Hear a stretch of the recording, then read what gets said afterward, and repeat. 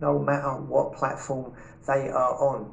Now, I just want to talk about social media and about what I feel is that there is a big crackdown coming. The big social media players, the Facebook, YouTube, Twitter, Instagram, over the past few months are getting tighter and tighter on the censorship. And I want to give a couple of recent examples which I felt were interesting. So here we have YouTube, and this was last week. It says here, is testing removal of the dislike counter on videos in the New York Post.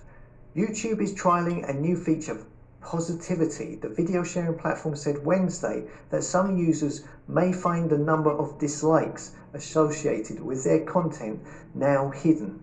The move comes in response to creator feedback around well-being and targeted dislike campaigns. So YouTube said. Now, I've noticed a lot of mainstream channels, news channels, who are pushing the current narrative, and they are getting devastated with downvotes. I can remember recently Matt Hancock doing one of those 5 p.m. speeches that they do on Sky News, and in an hour it had over 1,000 downvotes with only like 50 or 60 upvotes.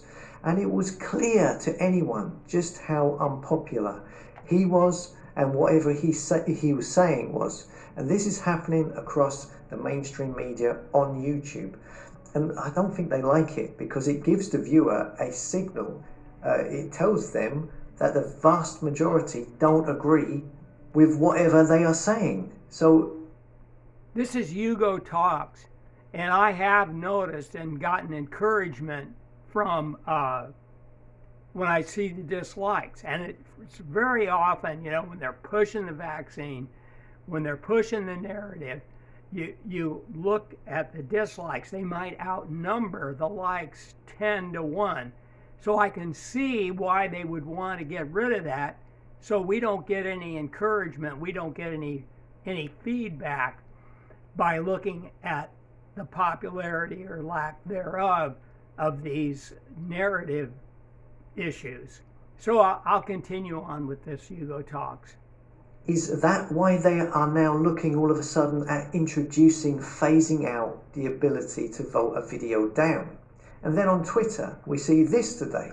Twitter begins rollout of automated tools targeting COVID misinformation. Over the next few days, we will begin deploying automated tools to build on our efforts to label tweets that may contain misleading information around vaccinations. These tools will help our teams gradually scale their enforcement of our COVID-19 misinformation policies. And this sounds very much like what Facebook have been doing for quite... Just a brief interruption. I'll be 78 years old in a few days. And I never thought I would see a country that does look like Orwell's 1984 with the censorship and all that's going on. It's just so disheartening.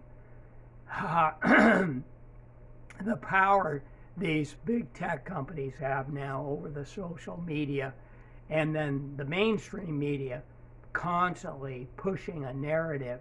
I've never seen anything like it. It's just horrifying. Okay, excuse me, I'll just go on. A while now, which is so sensitive that it blocks out stuff that doesn't even mention the jab. So it's increasing all of the time. And it seems that much of it as well is clearly put in to help a lot of these mainstream channels get their message across.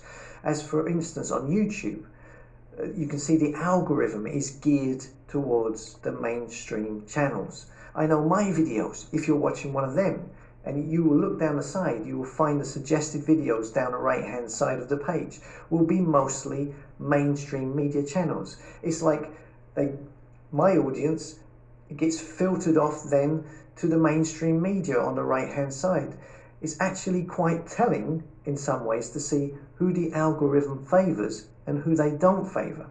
I know this channel, which is still getting pretty decent views, but has definitely dropped in the last few months as they restrict the ability for it to be found in the search. So it has less chance of finding new people.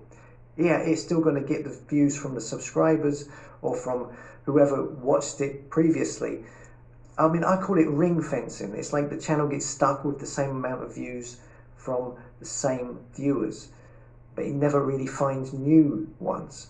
So anyway, my point is that these social media platforms are becoming more and more restrictive by the day, and we should really try to support alternative tech platforms.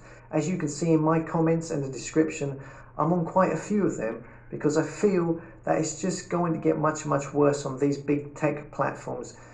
And of course, that's also why I set up the site hugotalks.com to create my own alternative that belongs to me. Somebody asked me today when I was going to set the forum up. I'm working on it. I'm no expert with these type of things, and I have to find the time, but it should be soon. So come and subscribe to the tribe at hugotalks.com and check out some of these social media alternative platforms.